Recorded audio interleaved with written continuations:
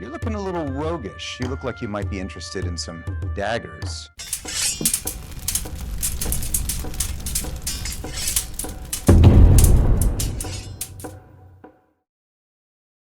My bludgeoning brothers, my stabby sisters, and my paring peasants. My bludgeoning brothers, my stabby sisters, and my paring peasants. Our very first video that we ever did on a dagger was on this one, this Rondel dagger by Robert of Sparks Forge, and we put that thing through the ringer. We shoved it through mail, through cloth, and it finally bit the dust when it met its arch nemesis, plate harness. And as you can tell, the tip did not survive, but it survived everything else. And I thought to myself, why is this the only dagger that I own? So I started looking around, and I found a website that makes medieval and Renaissance daggers. But let's go ahead and put these down on a table and take a look at their features. Let's go. The first dagger we're going to take a look at is the Quillon dagger. It comes in a really nice but plain black leather sheath. There is no wood lining on these. These are floppy, but they do have some brass shapes at the bottom. This dagger feels really light in the hands. It almost feels like a Sykes-Fairburn commando dagger, World War II British commando dagger, which I think this is probably what they based it on. But it's extremely light. I can hold it with 2 fingers, just like that. And what I love about this knife is it locks into the hand so naturally. So this wheel pommel here, I thought it wouldn't be comfortable because I don't like them on swords as much, but it actually fits my hand into like a palm swell perfectly. This is the only knife that came reasonably sharp, and I wouldn't even say it's razor sharp. It's British sharp. They're not going to send a razor sharp blade over to us, but it can be easily honed.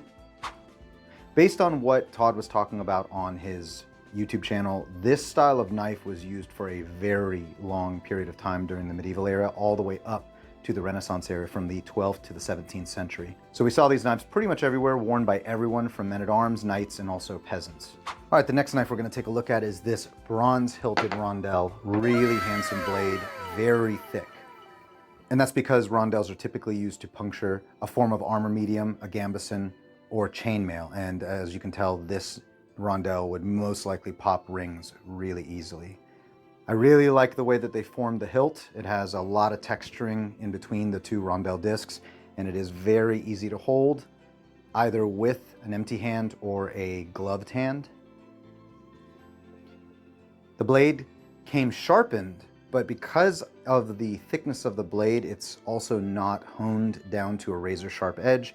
I think that on bare skin, it could do some cutting, but it would definitely not do anything against a gambeson or any kind of thick cloth armor.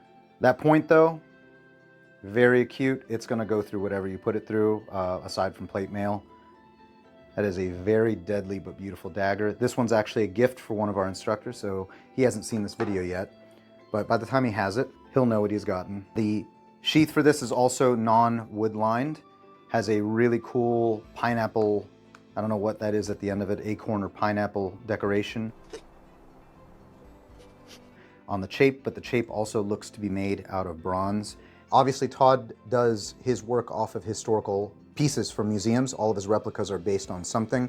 And a good friend of mine tells me that the pine cone was actually a religious symbol. So if you go to the Vatican, you would see pine cones everywhere. Oh, what is this? Pine cones! Oh my goodness, they're my favorite. Do you know why they do that? Like, have you been to the Vatican already? So yeah, a friend of mine's been to the Vatican. He said that you'll see pine cones everywhere, and it would not surprise me if a lot of these dagger designs, especially with this iconology at the end of the chapes, probably comes from something religious, because the church, as you guys know, in medieval times, had a tremendous influence on everyday life. I love how the leather tong is threaded through. It's like in this grid pattern. It looks really decorative, really cool, and everything is, of course, very well stitched and durable. I don't really feel like this sheath is going to come apart at any point, and it wears very easily on the body. Good quality leather. Last but not least, we have a knife that I waited a very long time to get, the Landsknecht Quillon style dagger. So it has a Katzbalger style hilt, which I think is really cool. But the moment I saw this knife on Todd's website, I had to have it, and it just took a little while before I had an excuse to get it, but because we got these two knives, I decided that I was gonna go ahead and pull the trigger on this one as well.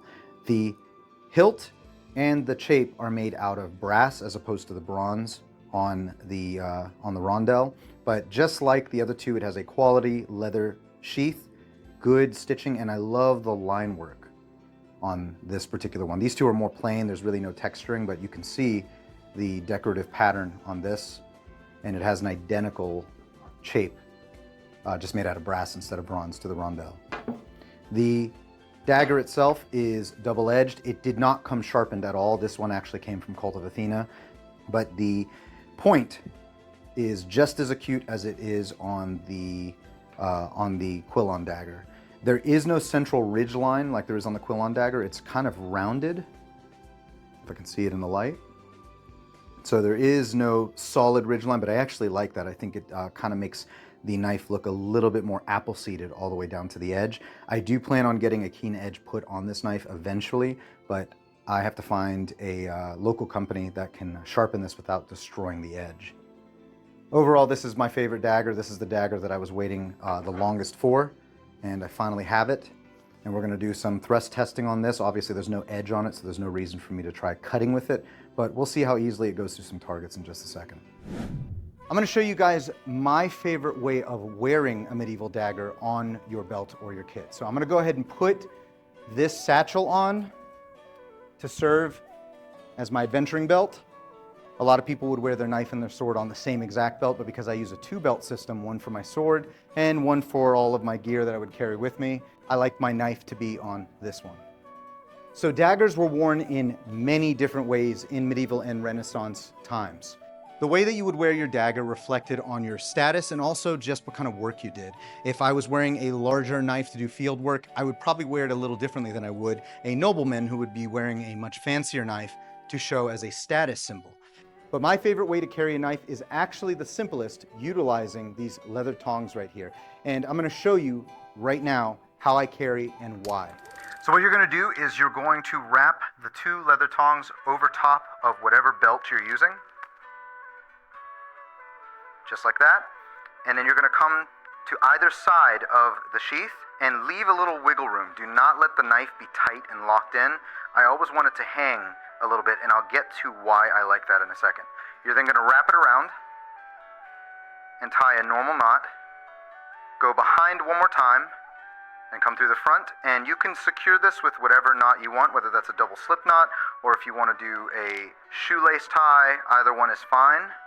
I'll just do that for now, and this knife's not gonna go anywhere. So this seems like a very rudimentary way to carry a knife, when there's so many other ways that we've seen in artwork where people have their knives sticking out of the bag, across. So why would I choose the most basic? I like the knife to be this fluid on my belt because I want to be able to draw it in multiple fashions. If someone is very, very close to me, I'm not gonna grab it in reverse grip. I'm probably gonna wanna draw backwards with the point forward. So he does something that makes me want to draw my knife. I can turn the knife this way and pull it back, and now I have a thrusting motion, but using a normal saber or hammer grip. Now, if I'm gonna use it with a plunging thrust, I want the ability to also be able to draw it reverse grip, just like that, and be able to go down through armor, because this is gonna be the strongest thrust you can do with any knife, is a downward thrust, using full body weight and full structure to be able to throw it into armor.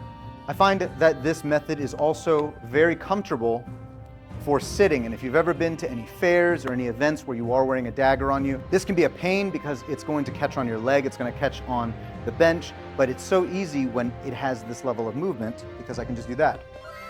Or I can go backwards and do that. And the knife is not coming out of the sheath. As I move, like if I do this, it's not coming out, right? The knife is still exactly where I had placed it. So if you are using this as a secondary weapon to your sword and you're throwing your hips into those cuts, the knife isn't going anywhere if it has a quality made leather sheath that is gripping the knife. But the moment that it needs to be used, it should be able to come out very easily, and it should be very easy to put away.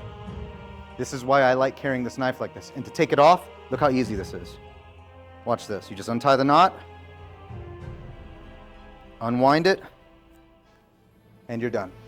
I don't know what sound guy in the sky pissed off, but most of the sound in this video got jacked one way or the other, so I'm just going to do a voiceover.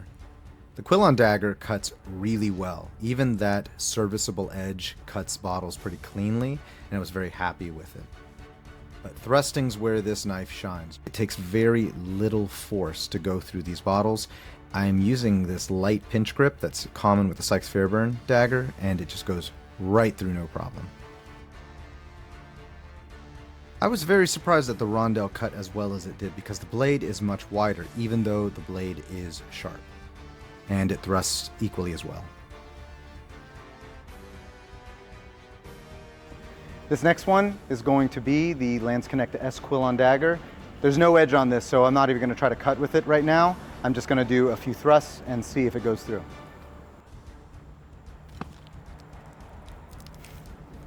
There's like no resistance whatsoever. I'm just going to hold it here and do that real quick.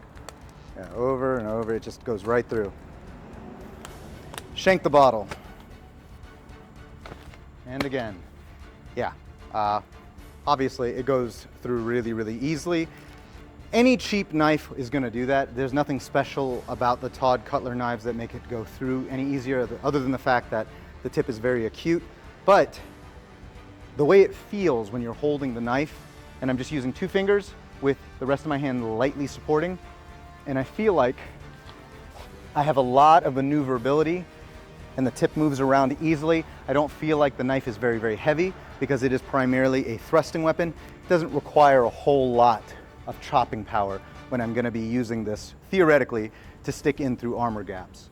But I really like this dagger. This is of course my favorite. I've been waiting to get this dagger for a really long time, and I'm just glad that it actually does thrust really well.